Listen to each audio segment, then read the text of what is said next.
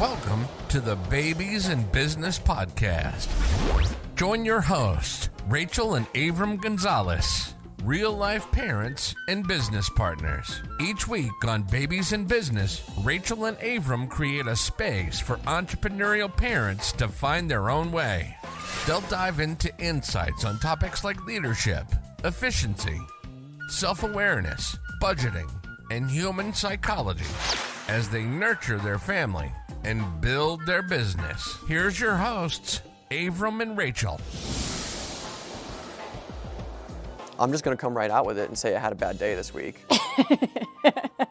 So what do you do when your partner is having a bad day or spinning out? That's a question I'd like to pose here. Yeah, we're going to tell you a story. I don't have bad days. No, you don't. Not really. But I did this week, and it was like, Rachel had to kind of run for the hills. No, it wasn't that. It wasn't that bad. It was very much in jest that you're saying that. I think it was coming from a really great weekend, dumping into the week, 6:30 a.m. Our older child wakes up, and he is pissed from second number one, screaming, agitated about everything. I think we didn't give him breakfast quickly enough. How do you feel about screaming in the first place? Oh my God. I get so overwhelmed by noise at a certain point that I start to shut down.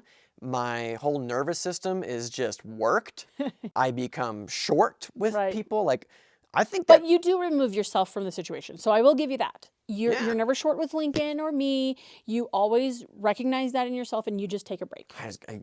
There is that. Shield people from put your earplugs in, which is nice for you because it shields you from that noise that's just grating on you in so many ways. Because I think a lot of people know me as somebody who's just relatively unfazed by stuff. Right. But noise and high levels of noise, and particularly screaming children, just really unravels me. So that's how the day started, right? And then it was like every little thing agitated the fuck out of me. Yep. So yeah, this is now an explicit rated episode. I just said fuck because that was really how I was feeling. It was like, then it was just some BS with, I couldn't even log into our Zoom account to set up a meeting. You were spinning out there and I was like, wow, you never spin out. I never spin out on stuff like this. So I'm not going to go into everything about why I was feeling. It's not the point of the podcast. No. What is the point of this podcast is what Rachel did. Yeah, what it was at the beginning I noticed that you were getting agitated, so I suggested getting your earplugs because I don't think at that point that you had gotten them.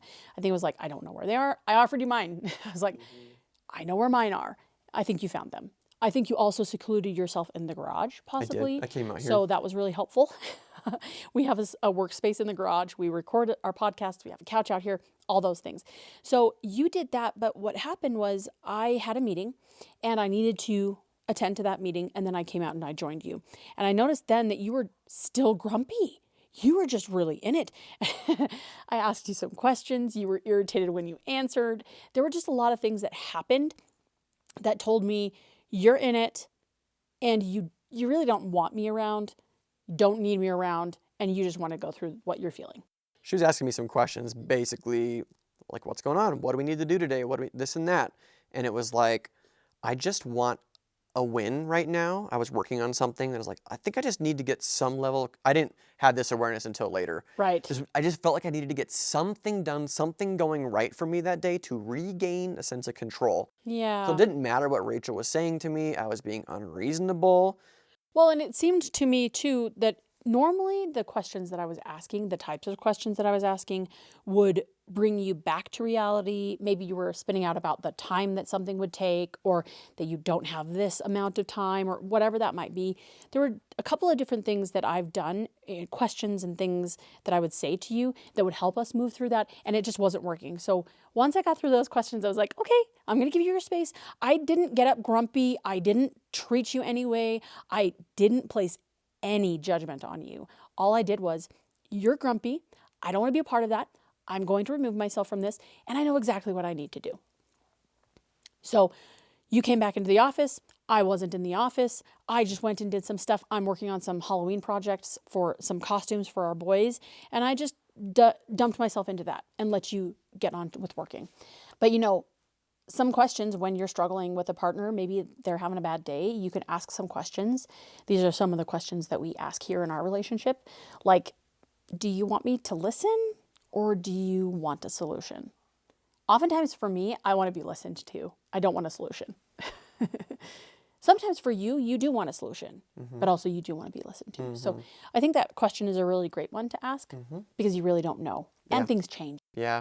I'm going to do a plug for some interviews that we did last year that I think are well worth it for you to go explore. We have separate interviews with a power couple, Ryan Yokomi and Chris Britton, and they each talk about the masculine in business and the feminine in business. And this question about, do you want me to listen or do you want a solution, is good for both masculine versus feminine archetype people. Okay. And so we'll put those in the show notes. You can go listen to Ryan's perspective on the masculine, Chris's perspective on the feminine, and how that question plays into it. Fascinating. Fascinating. Different people need different things at different times, and that's why it's a powerful question. Absolutely. And it's never the same. I think the biggest thing that we can do for our partner is never expect them to be the same or require the same thing. Always expect something different and allow them to be different. Show up different, be different. Like, you had that day and I was like, this is very different than what normally Avram shows up as. But also I allowed you to be that because I want that same grace for myself because I have bad days too. I mean, I have bad days way more than you do. You've had one in our relationship. No, it's probably more, but I just feel like I'm way more moody than you. That gets a bad rap too. It does.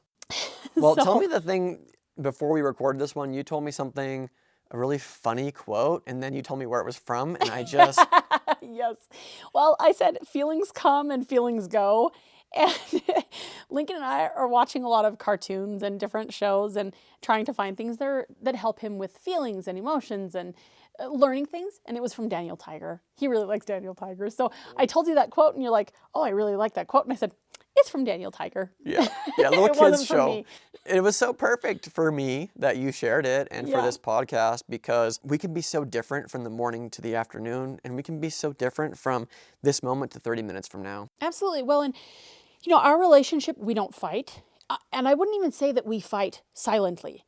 We don't fight. We just allow each other to have space and to be who they are and to be different. And really, I think that's a huge thing for us, a huge tool that we use in our relationship. Yeah, so that was our morning. There was nothing that Rachel could really do about it.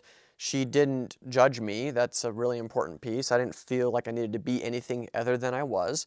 Right. And I remember I left to go have birthday lunch with my dad, right? It's his birthday. Happy birthday, Dad. And you said to me, I think you said, go have fun with your dad, take a nice break, and I'll see you in a couple hours. Yep. Right? Exactly. Come back when you feel like it's time to come back. Exactly. I was not putting a time limit on you. I wanted you to feel like you could get the escape that you needed, whatever that looked like. Yeah, and I left and I'm driving down to go meet my dad and I'm like, I need an attitude adjustment. And this time away is the time that I'm going to use to make that adjustment. Because I also, once I got a little bit out of it, I was like, I don't like feeling like this, and I can change that. Yeah. Well, and I think another tool that we can use is in your relationship, you can give each other permission. Just have it out there to let you know I need help. So if I need help, I know that I can tell you I need help. And you know that you can tell me you need help. But also letting it just be there that I don't need to be the source of your solution. And I don't need to be a part of it either. But I think a big thing is, your attitude, being frustrated with the kids could have set me off and we could have gotten in a fight. And, I've seen the movies where people blow up at each other and it could have totally been that way and it wasn't.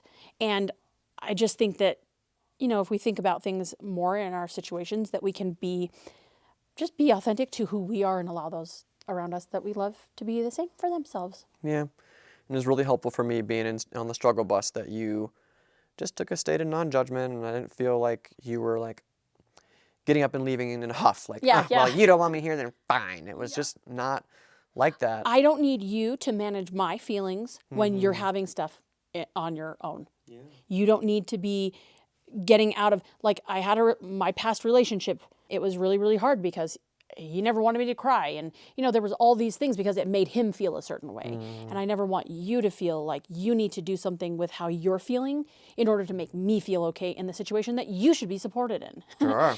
So allowing you to feel the way that you're feeling and give you space. I would like that for myself, and it's worked for us. So I think that's a great thing. And, to really conclude, what we're talking about is having non-judgmental is really the way through when you find that your spouse or your partner is really in it, whatever that may be, just not having judgment about it, letting it be, and then it really makes the other side of that problem or situation or time so much different. There's no apologies, no, I'm sorry I said this and I'm sorry I was like this. There's none of that.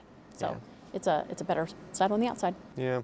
We'd love to hear from you. We've got a question this week. You can find us on Facebook and Instagram. Connect with us at Babies and Biz Pod. What do you do to support your partner when they're spinning out? We shared a couple things that worked for us this time. We'd love to hear some more tools and tactics that you've got to wrangle your hubby who's spinning out. So we'd love to connect with you on social media. Go find that post. Leave us your tips. We'd love to hear them. With that, we appreciate you for listening in. We're still looking for those 5-star reviews on Apple Podcasts and Spotify. So go there and go click, and show people how badass the Babies in Business podcast really is.